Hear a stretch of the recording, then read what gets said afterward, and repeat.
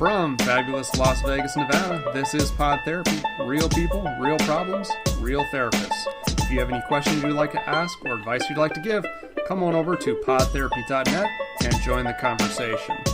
This week, a lot of changes. We have an Instagram account that finally has a profile picture. Oh my god. And we have Patreons, so it's like we're a real podcast. Finally. And now, broadcasting from Jim's office. That guy is Dr. Jim Jobin. I'm Nick Tangman. It's time for some Pod Therapy. Wow, we've really gotten our act together, Nick. We have an Instagram profile picture now? Yeah, we do. What is it? Is it just the logo? Same one that we always have. How did it take us this long? Because there was no effort. No, like, there was it's literally the same thing we already do. There was a lot of effort. There was a lot of effort. Well, the problem was I downloaded it on my phone, and then it wanted to connect all of my personal stuff to the Instagram, so I was trying to figure out how to not do that. Oh, do you have a personal Instagram? No, it was trying to connect like my contacts and all that stuff. So yeah, and I didn't have our picture. Oh, right. Like, you had it, so I had to get the picture from you. You had to actually download it. Yeah, and then I just kind of forgot about it for about a month and a half. You know what's funny? And this is something that, not probably even one person in our audience relates to, but this is a real problem. Every time I download, like, social media, like LinkedIn or Instagram, because I have an Instagram, and I actually have a profile picture. It's the same one as my Twitter, and it's the same handle, actually, just Sin City Shrink. But anytime I download those, it will say, oh, do you want us to go through your email and sync all of your contacts? Well, no, because, like, a lot of my contacts in my email are personal patients, and, like, that violates their confidentiality. And we're trying to keep this show very private. Yeah, there's that, too. We want listeners, but only a few. Only the elite. Yeah. No, but as a therapist, that's a problem, man. Like, LinkedIn has been like, oh, yeah, let's go through your stuff and invite all these people to follow you or to connect with them. And I'm thinking, well, no, like, then they're going to think I looked them up, or I'm going to show up on their feed, and that's a violation of their privacy in a sense. Like, that's the internet, man. That's a big place. So, yeah, I always get really nervous about that. But congratulations on setting up our Instagram account. Yay. And we have a Patreon, which you're going to hear a lot about during the show. And our Patreon listeners can actually check us out at patreon.com/therapy and listen to the pure Colombian uncut version of this show. And Which is going to sound a lot like a regular version of the show. It sounds a lot like the regular version, except with a lot of screw-ups and all the bad stuff. We're talking about possibly doing a live, or not live, but a video version, yeah. Like which I think will be a lot more interesting. It would be, yeah, even though it's just in my office. That's going to be down right the road now. a little bit. Yeah, that will be coming along. So don't forget to check us out there, and welcome to all of our Patreons who actually got a special welcome before the show even began. And thanks for tagging along. That took off a lot faster than I thought it would. Yeah, see? We're doing great. Yeah, it was really cool. So far, so good, man. But it was very awesome excited to see people give money, which is really cool. Yeah, that it means you're really involved. And, like, it's so funny because when Nick and I started the show, we were discussing it, and, we were in the works for a long time and just had this idea, and we wanted to create a space where people could encounter, real-life therapists in a meaningful and intentional way that wasn't quite as deep as, like, hardcore therapy, but, solved a problem or addressed something and took away the stigma. Made it so that, any normal person could say, yeah, I feel like I kind of know what therapists are about. I feel like I could talk about this. And originally, Nick, we thought, man, wouldn't it be cool if we got, like, as many as 5 followers? Like 5 people that actually listen to the show. Because for us, our lives are measured by the hour.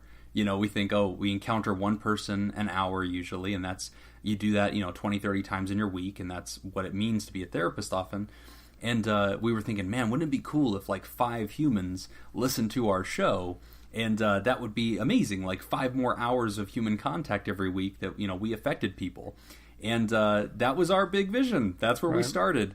And our podcast now reaches hundreds and hundreds of people, which we never could have anticipated. Tens. Yeah, yeah, tens and tens, dozens and dozens. Of people. No, it's hundreds. But what's crazy is that was the same thing we had with the Patreon. For a long time we were talking about how can we kind of create a second conversation? How can we engage people in a more intentional way? How can we sort of find folks that are mission-minded that want to join us on this project and kind of help us reach people, but also help us accomplish things? And, our mentor podcast, Ice Cream Social, really has a very strong Patreon, and they have a very strong community that's kind of surrounded that. And that was always their suggestion was, hey, Patreon is really where you find your real people, the people that really want to be a part of the project. And so when we launched Patreon a week ago, I totally thought maybe one of our moms would sign up as a TheraPal, as a $1. Turns out neither of our moms did. Neither of our moms signed up. But, oh my gosh, lots of other people did, and we're totally going to do a special thank you for them during today's show.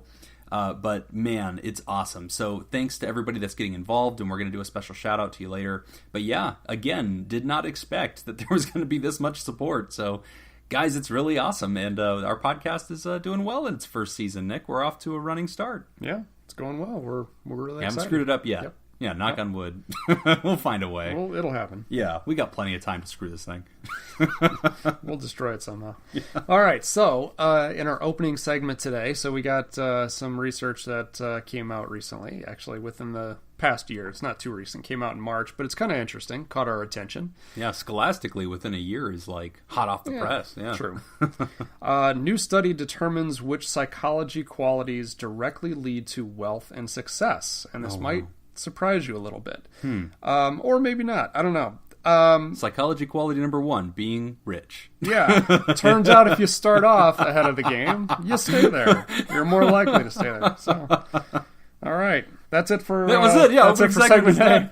So the research is about qualities that wealthy people tend to have. And so the argument is these qualities probably lead to accessing income and wealth and riches and success. Right. But more specifically, they're actually looking at one specific quality. Oh, wow. Which we call delay discounting. Okay. So this actually comes to us from Frontiers in Psychology, March 2018. So researchers have been looking into factors that contribute to future affluence, specifically how much money a person will make potentially in their life. So Dr. William Hampton and his team at the University of St. Gallen, you know, the Fighting Seahawks. Yeah. Oh, yeah. I don't know. You could have totally sold that. I should have Fighting Seahawks. They studied how an individual's delay discounting contributes to future affluence. So delay discounting is how much the person discounts the value of future rewards compared to immediate rewards. Okay. So think of delayed gratification. That's kind of what I think of. Yeah. Right. So the person's ability to not focus on the benefit or the reward right now, but what is the benefit and the reward down the line. Okay. So what they're looking at is does the person's ability to delay gratification improve the likelihood that they will have success and higher pay in their jobs later on in their life. Interesting. And so actually what they found was they did find that there was a link between those two. They found that the delayed discounting is more predictive of income than some of the other big variables, such as age, ethnicity, and race, because they were also looking at stuff like that, as well as height. I don't know if you knew this, but yeah, so there is a link between a person's height and how much money they make? Yes, so people who are taller tend to make more money. Oh, where is the scandal and outrage for that? Oh my gosh, like I was ready to vote for the Lilly Ledbetter Act or whatever that was like, hey, equal pay for women. But now it's like, hey, you know what? Equal pay for people under 6 foot. Right, that's the deal here. Yeah. So maybe, Nick, maybe it's not even a gender thing. Maybe it has nothing to do with gender. Maybe just women are naturally shorter, and so they're getting shorted in the paycheck. Huh? Perhaps. Yeah. I hadn't thought about that. See? I just right to the center of this thing. I just blew the lid off of it. Yeah. Hashtag stand tall. Yeah. Oh, nice. So wait, the study is saying, yes, it knows that tall people tend to access more wealth.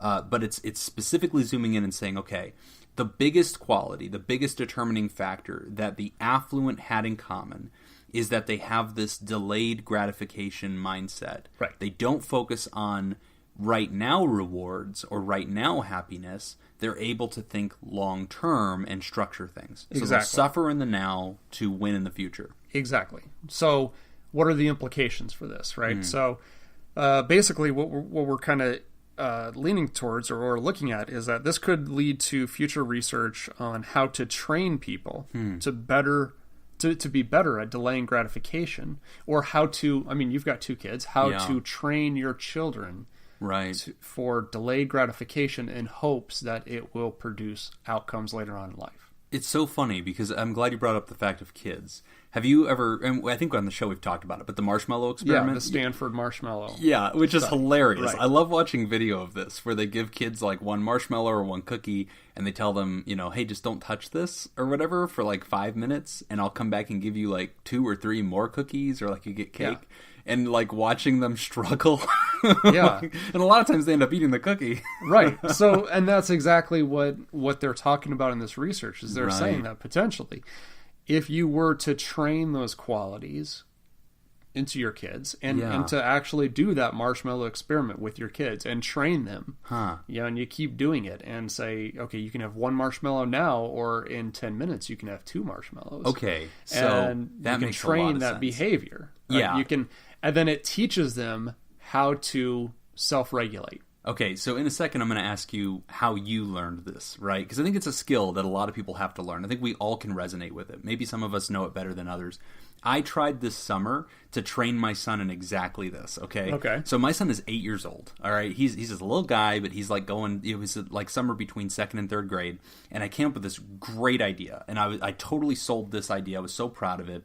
But basically, I made a deal where I created like a little daily chore chart. And it had like 5 or 6 chores on it. And some of them were hard, like go pick up the dog's poop. And some of them were like go play with your little sister for an hour, you know, and let her win at a game or something like that. And partly it was just to keep him busy over the summer. But partly I had this whole idea I was going to teach him about value and like delayed gratification. So here's how the game worked. If you got all of your chores done for the day, then you got $5 for the day. But if you got like 9 out of the 10 done and you didn't do the 10th, you don't get the $5. Okay, so you sacrifice that. If you get all the chores done every day in the week, 5 days a week, so he gets weekends off, then you get a bonus of $10 more, right? So I'm trying to get him to think like, ooh, you know, if I get through the day, it's $5. If I get through all 5 days, I get $25, and I get a bonus of $10 more. But there's more. I also created little Monopoly squares. Remember the game Monopoly? Mm-hmm. You know how like it's a little property and it's like, boardwalk or whatever? So I created those, and I made one for each bedroom of the house, like his little sister's room, his room, my room, the office that we're in right now. And basically I made it so that he could buy that property and then charge rent to the family to get to use the property. So I was hoping that he would figure out, oh, okay, I've made $35. If I can make $60, I can buy the office, and I lose all my money. I go back to zero, but now I have this rental property that's like making money or whatever, and I'm doing my chores, and like, oh my gosh. So my wife was mad at me because she was looking at this and she was like, dude, if he actually does this the way that you've designed it, he could put us out of house and home. Like he could make a lot of money. Like, and I'm not good at math, right? So it was like he could make like $35 a week, and then on top of that, he could buy all 4 rooms. And basically, we did the math, and if he did that, if he did it seamlessly, made the money, bought the rooms, just in that order, he was allowed to go all summer long. It was insane. Like, he's 8 years old. He was going to make like $500-$600. And so she was like, you got to call this thing off. Like, that's way too much money. And I was like, you know what? No, I'm going to stand by it. Like, he's going to learn this, and, you know, it'll change his life. Like, he's going to learn to delay, you know, not to spend his money that he makes every week on video games and candy and ice cream, but to save it and buy these, you know, rooms. So that was my plan. It totally backfired. Because now he's a hedge fund manager? Yeah, now he's a hedge fund manager. Here's what ended up happening. I was so pissed. So he ends up working for 2 weeks. He buys one of the rooms. It was like my room or something like that. That was like the boardwalk property. Like he buys mom and dad's room so we can get the best yield. Then the next week, he gets through like 5 of his chores in the first day, and he realizes, Dad, I don't want to do chores anymore. Like I'm just frustrated. I don't want to do chores. And I was like, well, buddy, you got to do it so you can earn that money, so you can buy a room, so you can really get. And he has this revelation, and he goes, and like he goes and tells my wife, like he's all smiling and stuff. He's like, Mom, I just realized what I'm going to do. And she's like, what are you going to do? He goes, I'm not going to do chores anymore. And she's like, why not? And he goes, I already bought your room. I'm good with that. I'm just going to take that. Just going to rest He on his retired. laurels. Yeah, he retired with 1 rental property, and then that was it. Never earned another dollar, did not do any more chores, got to the end of the summer, and then came to me and said,